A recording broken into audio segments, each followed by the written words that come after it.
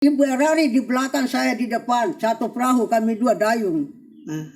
Kemudian baru saya mengerti, dia memang Tuhan punya cara yang luar biasa.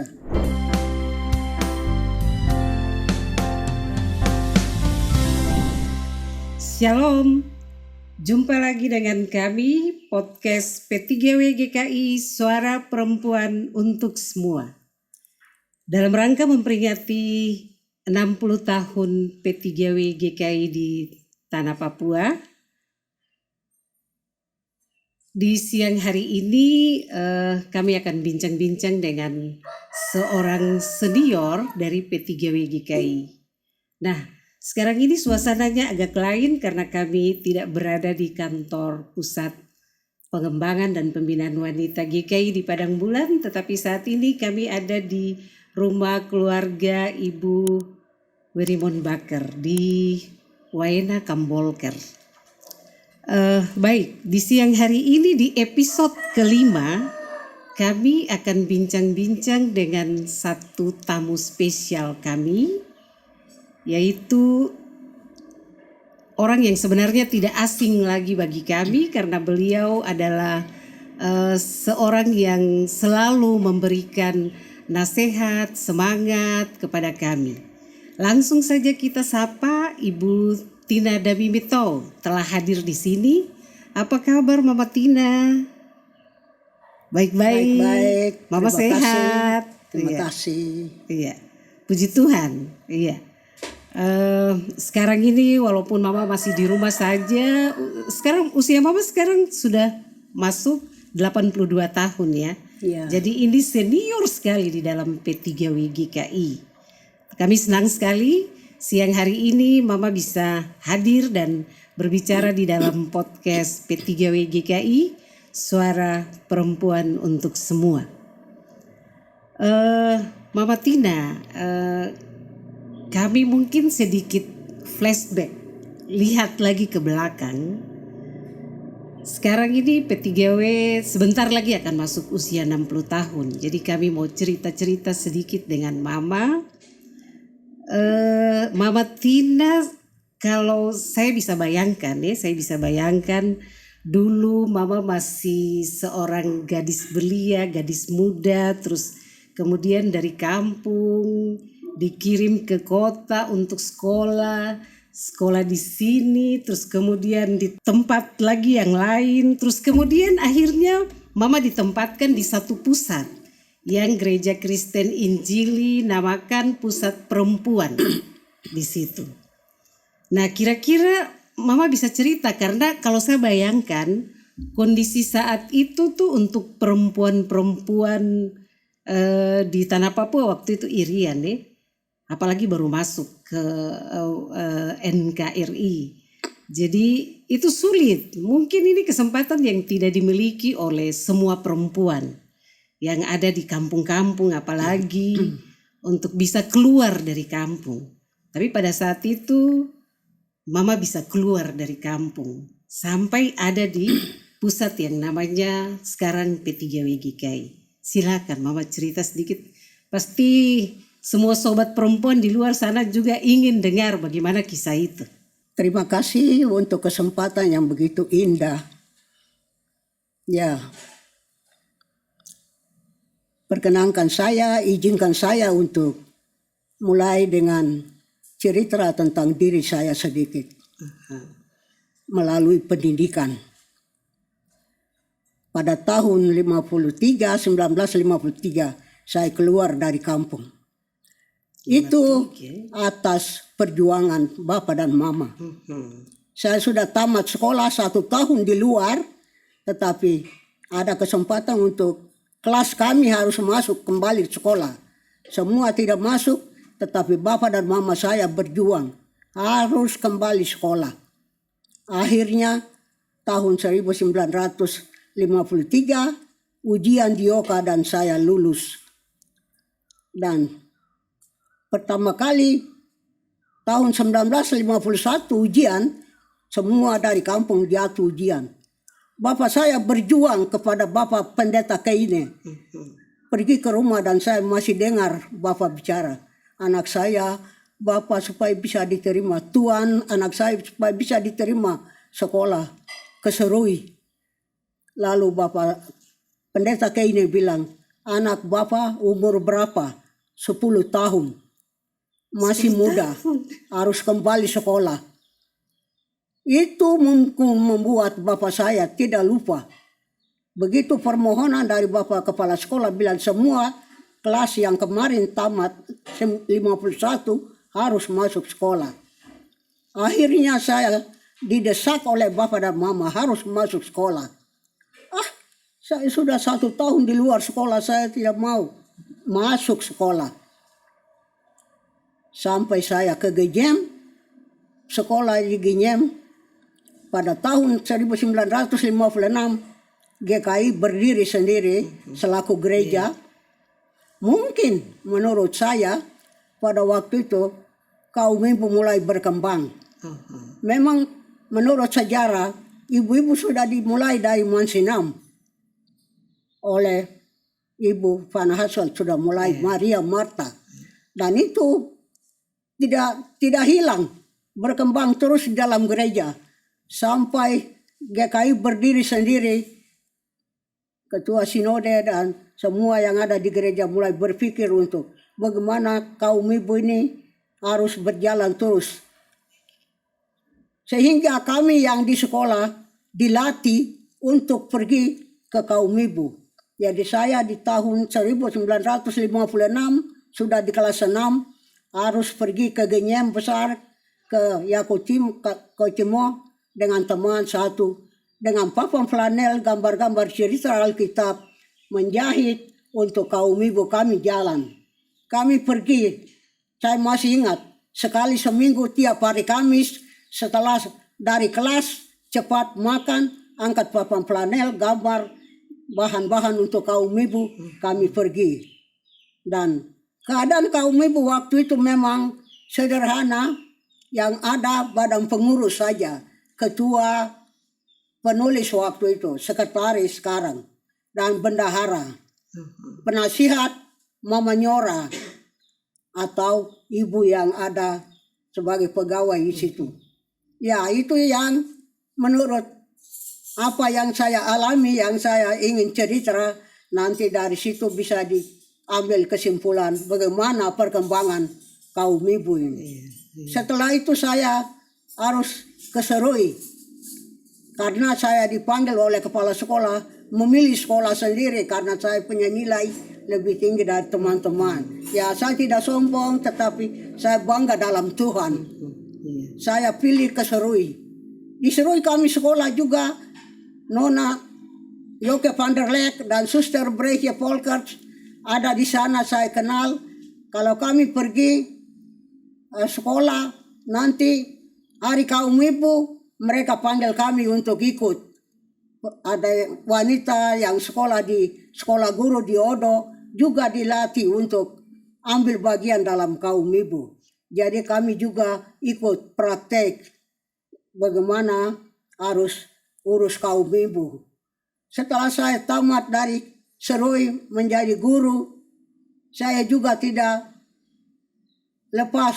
Saya dipanggil atau diundang terus untuk memberikan apa-apa kepada kaum ibu. Jadi di kaum ibu di kampung-kampung, di tahun 59 saya jadi guru, saya tetap membantu dengan pekerjaan kaum ibu di kampung. Dan di situ ada satu bidan BKIA, Ibu Yael Suambraro. Kami dua selalu hari kaum ibu pergi, dia bicara tentang kesehatan ibu dan anak, dan saya bisa membantu dengan pekerjaan tangan. Nah, sesudah itu saya pindah ke Genyem 1 tahun, dipanggil oleh Tuan Mida yang waktu itu RSB untuk sekolah. Di sana 1 tahun. Setelah itu saya juga tanpa saya tahu saya dipanggil turun ke Hollandia untuk pergi sekolah di Belanda.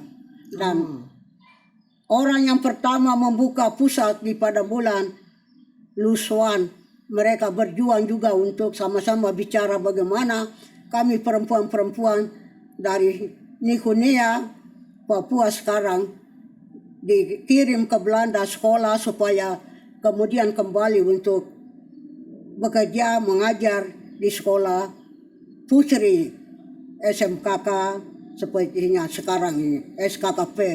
Jadi kami sekolah di sana, tetapi setelah peralihan tidak selesai 5 tahun, kami sudah harus praktek tetapi kami harus pulang.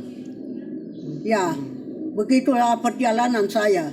Sampai di sini kembali di tahun 63 saya di Polimat mengajar di sekolah. Saya pikir-pikir keadaan begini saya mau kerja apa? Saya kembali ke YPK minta lagi supaya diangkat menjadi guru kembali di sekolah dasar. Akhirnya saya mendapat tempat di Polimat bekerja di SD YPK Polimat. Tetapi tiap sore harus membantu, ada hari kaum ibu tetap membantu. Juga kursus buta huruf dibuka di Polimat 3, saya harus membantu di kursus buta huruf. Nah, begitu saya punya perjalanan dari Polimat, YPK pindahkan saya ke Bukisi, ke kampung asal saya sendiri. Di sana saya mengajar di sekolah kelas 2 dan kelas 4. Tidak lama, tahun 1965,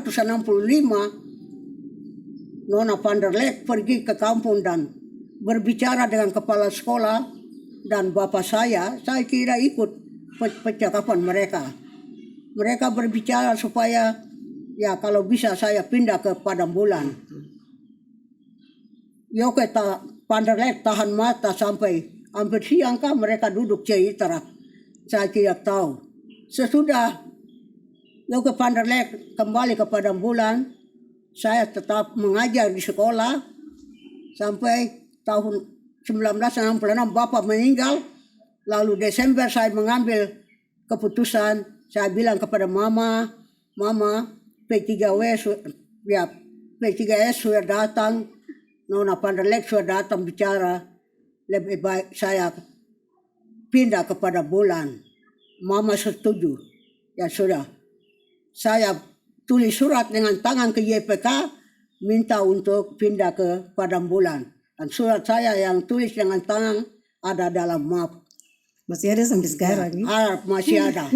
Dan setelah itu dari Sinode juga Pendeta Koibur sekretaris membuat surat untuk saya tetap masuk di Padang Bulan. Kerja di sana. Dari tahun 1967 Januari saya pindah ke Padang Bulan.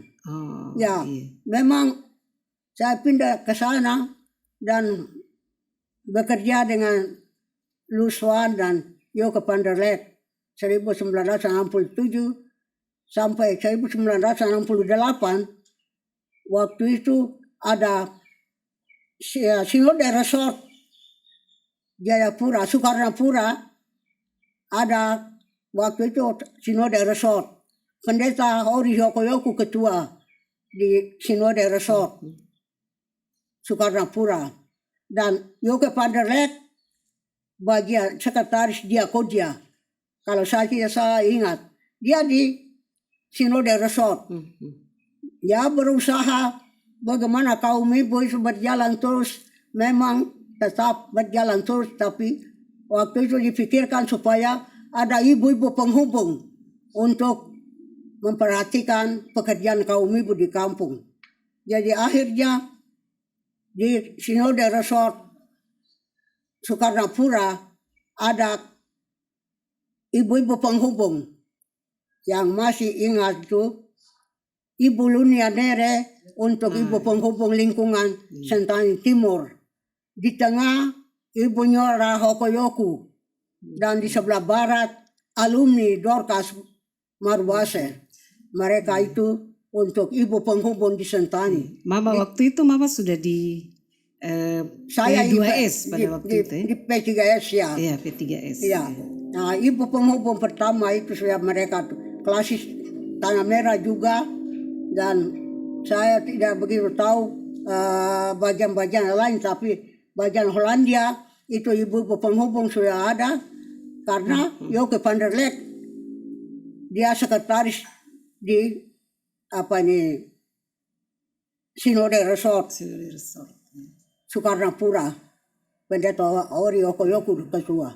Jadi sudah dia urus itu ibu-ibu penghubung dan sudah pertemuan pertama tahun 68, saya tidak tahu bulan Agustus atau apa, di Depapre nih. Ibu-ibu penghubung punya pertemuan pertama itu. Bagus.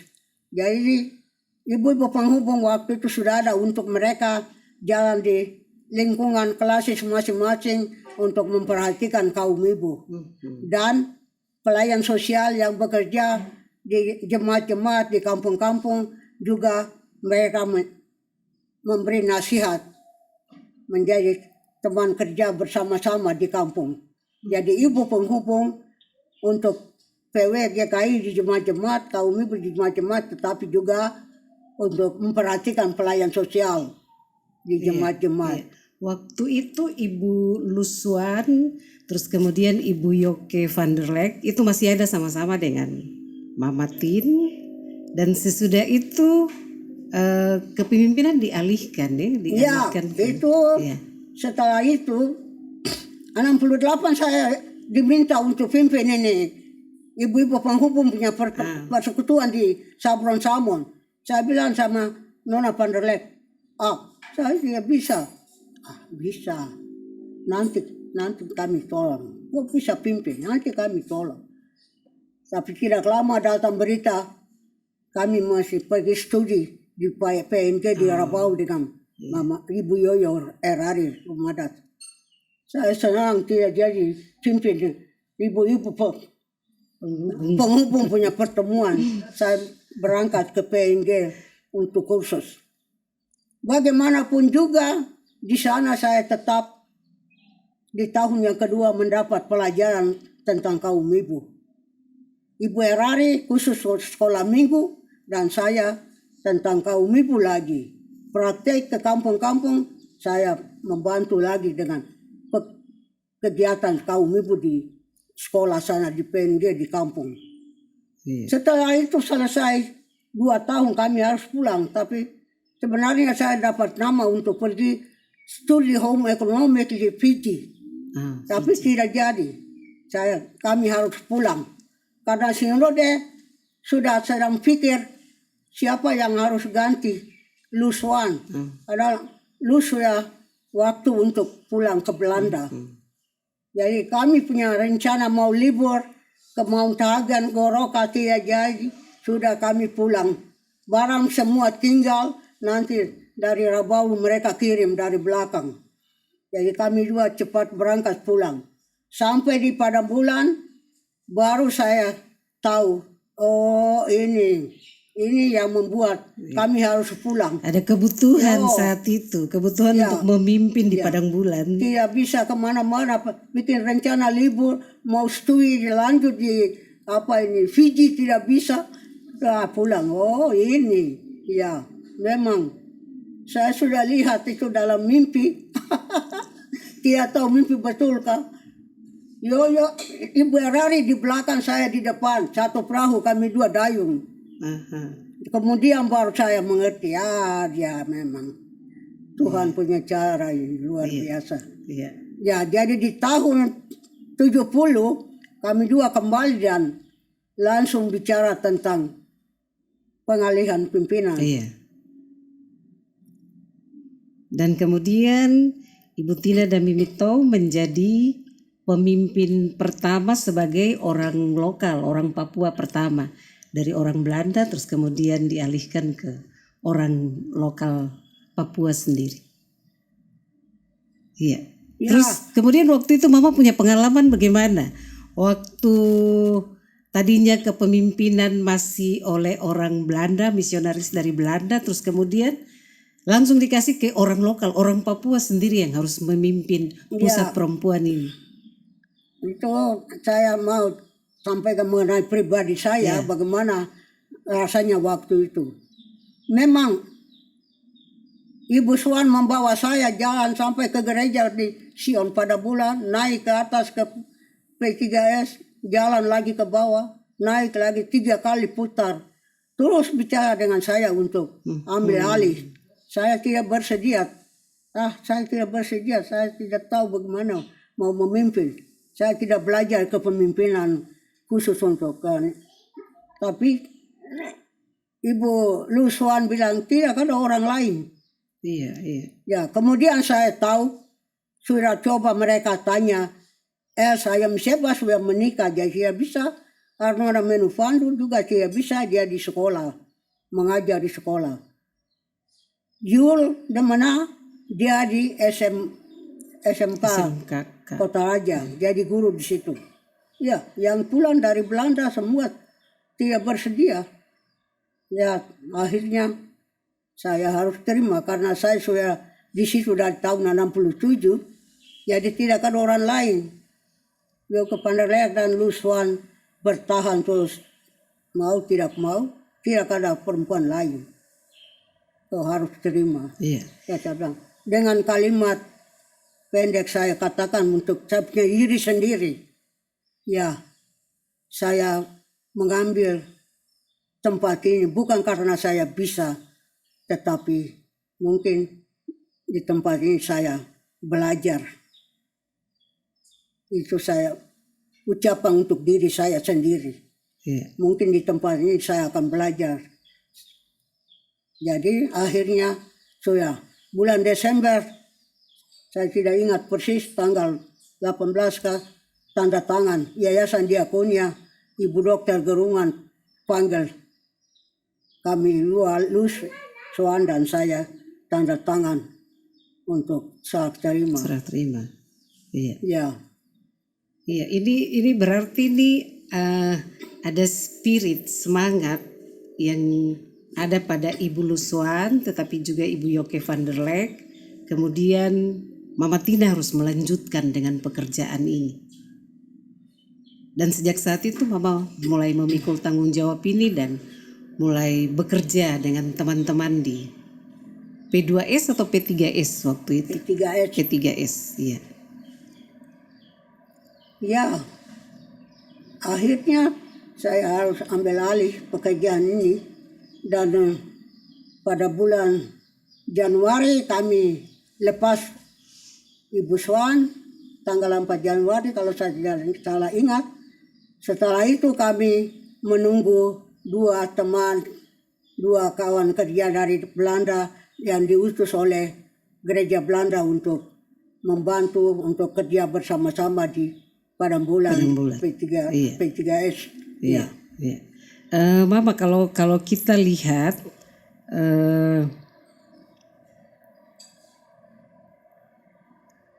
pusat perempuan ini nih P2S atau P3S ini kalau kita lihat itu dia menjalankan pendidikan non formal, terus kemudian dia punya dasar berdiri itu jelas sekali karena dia memakai moto kata-kata Bapak Pendeta Rumainum Ketua Sinode pertama. Terus kemudian produk pendidikan non formal pada pusat ini tuh kursus pelayan sosial. Sampai sekarang juga masih ada kursus pelayan sosial. Tetapi di zaman itu bagaimana pusat ini dia mengemas pendidikan ini, maksudnya kursus pelayan sosial terus dengan tenaga pengajar. Kalau kita pikir di zaman itu tuh mungkin sumber daya tuh masih terbatas sekali. Tapi mengingat moto yang diucapkan oleh kata-kata dari Bapak Pendeta Rumainum ini bahwa perempuan juga harus punya bagian di dalam proses perubahan yang ada. Lalu P3S saat itu bagaimana mengembangkan kursus ini dengan semua sumber daya yang ada untuk perempuan? Ya, memang pada waktu itu tenaga terbatas di pusat. Tetapi kami harus berusaha untuk mengembangkan dia terus bagaimana dengan semua program atau mata pelajaran, hal-hal yang harus diberikan kepada kaum ibu melalui kursus pelayan sosial. Jadi kursus pelayan sosial 1 tahun itu kami selalu berusaha untuk mengundang tenaga dari luar untuk bersama-sama mengajar. Karena kami di dalam sendiri tidak bisa buat semua. Mata pelajaran seperti pertanian, kami harus minta dari Kampung Harapan, guru dari pertanian Kampung Harapan. Lalu pendidikan masyarakat harus kami mengundang dari P dan P, ya, pendidikan dan kebudayaan. Itu Bapak Philip Yoku kami pernah mengundang. Lalu dari pertanian Bapak Pai, kepala sekolah, kemudian Mantri Sangket, dan kemudian Agus Rumansara, insinyur yang waktu itu jadi Puspenka, tetapi kami mengundang untuk mengajar. Untuk civics kewarganegaraan, kami juga tidak bisa mengajar sendiri. Kami mengundang dari Yoka, dari APDN. Pertama kami mengundang mahasiswa Otis Danau Merah. Setelah itu Mikael Manufandu ada di Jakarta. Untuk mengajar civics kewarganegaraan. Dan seperti itu ada juga ibu-ibu yang kami mengundang. Ibu Hulda Wanggober, terus Mama Ibu Lunia juga tetap kami mengundang mengajar. Dan ada alumni juga kami ikut mengundang untuk mengajar ini dengan pengajaran yang kami pikir perlu kami mengundang tenaga dari luar. Seperti guru dari SMP, SD Padang Bulan, atau bapaknya Mikael Rumansara dari SD Abe.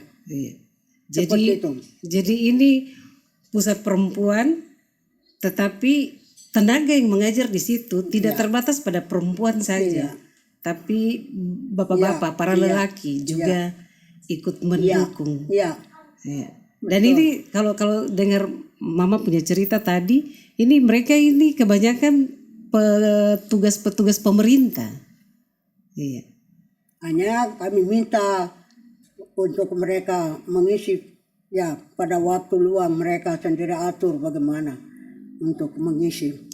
Ada yang di sore hari, tapi ada yang bisa pagi, tapi kami berusaha menghubungi mereka waktu yang baik untuk mereka, baru masukkan dalam jadwal. Iya Mama, sekarang ini pusat perempuan ini yang ada di Padang Bulan ini sudah berkembang luas sekali. Bahkan kalau kita lihat dia punya cabang juga, ada satu di Teminabuan untuk wilayah Kepala Burung, kemudian ada satu di Polimo untuk wilayah pegunungan. Bagaimana Mama lihat perubahan ini? Ya, apa yang saya mau katakan, memang bagi saya senang melihat ada cabang-cabang. Dan itu betul perlu sekali. Hanya bagaimana supaya ibu-ibu di jemaat-jemaat atau di kampung-kampung dapat ditolong dengan baik dari pusat ini ke cabang-cabang, bagaimana koordinasi kerja. Ya, memang sekarang ini sudah berkembang hebat. Saya melihat itu sudah bagus. Hanya bagaimana untuk tetap aktif dengan melihat ibu-ibu di jemaat-jemaat. Jadi saya tidak tahu kaum ibu di jemaat-jemaat bagaimana mereka sekarang. Dulu belum ada cabang-cabang, memang harus peserta kursus itu praktek atau staf juga harus kunjungan melihat dari dekat perkembangan kaum ibu, lalu membuat laporan atau berdasarkan itu pikir bagaimana untuk selanjutnya. Jadi kontak dengan ibu-ibu dari pusat itu ada terus, dan sekarang memang sudah maju dengan semua. Tapi bagaimana hubungan antara pusat dengan pekerjaan ibu-ibu di jemaat-jemaat itu memang masih berjalan terus sampai sekarang. Tetapi bagaimana saya mau katakan? Mungkin ini semangat awal yang ada pada P2S sendiri, kemudian jadi P3S, dan kemudian sekarang P3W. Jadi mungkin semangat awal ini yang harus tetap ada, semangat awal untuk memperhatikan ibu-ibu di jemaat bahkan sampai ke kampung-kampung. Kalau kami lihat produk mula-mula ini kan kursus pelayan sosial, sekarang juga masih tetap ada. Dia menjadi satu kekasan untuk P3W karena ini dari awal. Saat ini dikerjakan oleh bidang 1 atau bidang pendidikan dan latihan pada P3W GKI. Menurut Mama, adakah perbedaan pandangan terhadap kursus pelayan sosial ini saat itu, maksudnya saat di zaman Mama, kemudian yang terjadi saat ini dalam P3W sekarang ini? Iya, tamatan sudah berapa angkatan ini? 20 berapa angkatan? 29 yang terakhir. 29. Ya. Mungkin ini dengan perkembangan sekarang sudah begitu banyak hal yang kita lihat, perkembangan di bidang pendidikan, dan lain-lain. Jadi peserta kursus yang datang ikut kursus 1 tahun, mereka ya memang ada dari SMA, SMP, ya mereka selesai pendidikan kembali ke kampung, lalu mereka bisa menolong PW. Tetapi saya tidak tahu sekarang mereka betul ada di tengah-tengah pekerjaan kaum ibu di kampung, pelayan sosial. Itu yang saya sendiri tidak tahu. Pasti ada. Tetapi kalau saya melihat spirit dari waktu itu dengan sekarang, dulu mungkin karena perkembangan masih, ya saya mau bilang sederhana, segala pembangunan tidak begitu. Jadi itu mereka lebih terpusat untuk memperhatikan pekerjaan kaum ibu.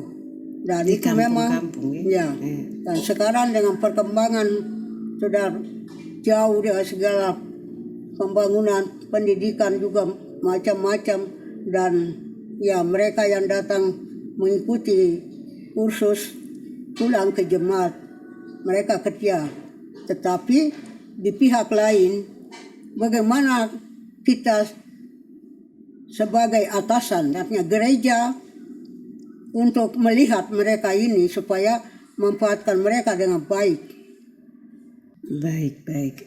Berarti itu menjadi PR lagi untuk pusat ini, P3W sekarang, untuk melihat peran mereka di kampung-kampung setelah kembali dari kursus. Pelayan sosial yang ada di kampung-kampung, di jemaat-jemaat itu, bagaimana hubungan mereka dengan PW di jemaat, lalu dengan klasis atau rayon, atau dengan seluruh gereja di tingkat sinode dan sebagainya. Bagaimana hubungan itu dengan kita punya produk ini? Apakah masih dimanfaatkan baik? Memang saya tahu ada, tetapi secara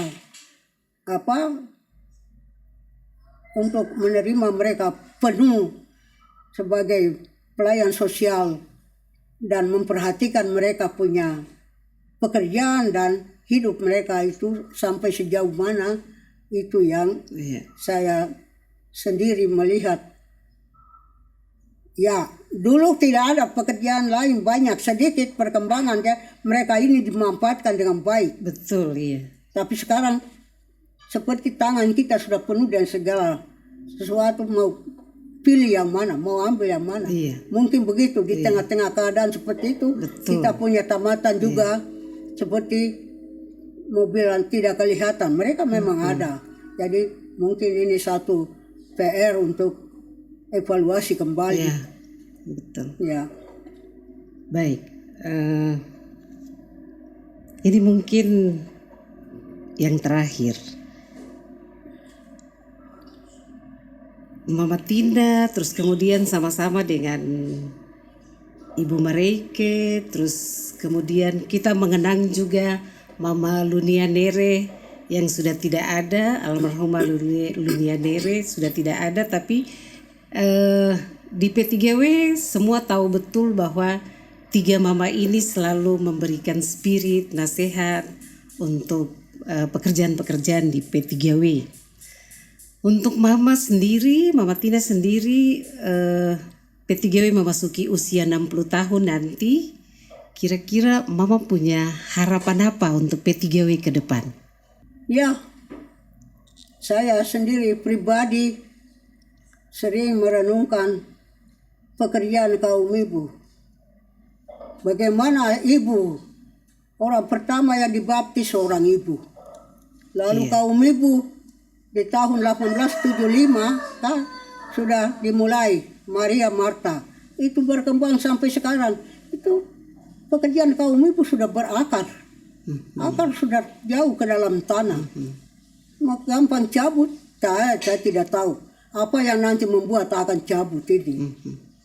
Tapi harapan saya, pusat ini adalah dapur Papua. Sebagaimana Ibu Mareike dengan menyusun menu untuk mengajar kepada ibu-ibu di kampung-kampung. Kalau saya tidak salah ingat, dapur Papua. Seluruh pusat ini saya minta supaya tetap menjadi dapur Papua. Orang-orang yang bekerja di situ, siapa saja yang datang bekerja di situ, tapi berjiwa Papua untuk melayani semua yang ada di tanah Papua. Ya, saya sendiri mengingat cerita saya sedikit tadi itu. Bagaimana saya didorong sampai di pada bulan, padahal saya menjadi guru di sekolah. Iya. Kalau saya renungkan itu, memang Tuhan menuntun saya dengan cara-cara ini untuk ada di tempat perempuan. Betul. Jadi perempuan Papua supaya tetap ada dan ini menjadi wajah orang di mana saja bisa lihat. Perempuan Papua juga bisa mau ada tempat untuk mereka. Mereka bisa urus diri sendiri, urus semua yang ada di tanah Papua. Mama-mama itu biasa urus keluarga, anak, bapak, siapa saja dalam rumah, bisa kasih makan. Ini pusat juga boleh jadi dapur Papua, kasih makan semua orang. Jadi tetap dapur Papua dan semua yang bekerja berjiwa Papua. Di dalam Tuhan menjadi orang di Papua untuk membangun tanah Papua secara khusus. Dan memang ada lain-lain, tetapi itu yang saya mungkin mau sampaikan. Wow, kita punya perbincangan ini sebenarnya membuka wajah ini. P3W memasuki usia 60 tahun ini harus punya wajah yang seperti apa. Jadi tadi dari perbincangan mama mulai dari awal sampai dengan P3W sekarang, bahkan mama punya harapan ini menggambarkan P3W ke depan seperti apa. Belajar dari senior adalah sebuah pengalaman, dan pengalaman adalah guru yang terbaik bagi siapapun dan organisasi apapun. Nah, sobat pendengar semuanya, akhirnya kita akan mengakhiri perbincangan ini. Mama, terima kasih banyak Mama Tin yang sudah menyediakan waktu untuk kita bisa bincang-bincang siang hari ini. Terima kasih Mama, tetap sehat terus, Tuhan berkati Mama. Baik, kita akan berpisah. Jangan mau ketinggalan, nantikan terus episode kami selanjutnya dengan tetap mendengar podcast P3W GKI. Jangan lupa subscribe, like supaya sobat semuanya bisa mendapatkan episode-episode selanjutnya. Akhirnya saya Anatunya, podcast P3W GKI, suara perempuan untuk semua, pamit undur diri. Shalom.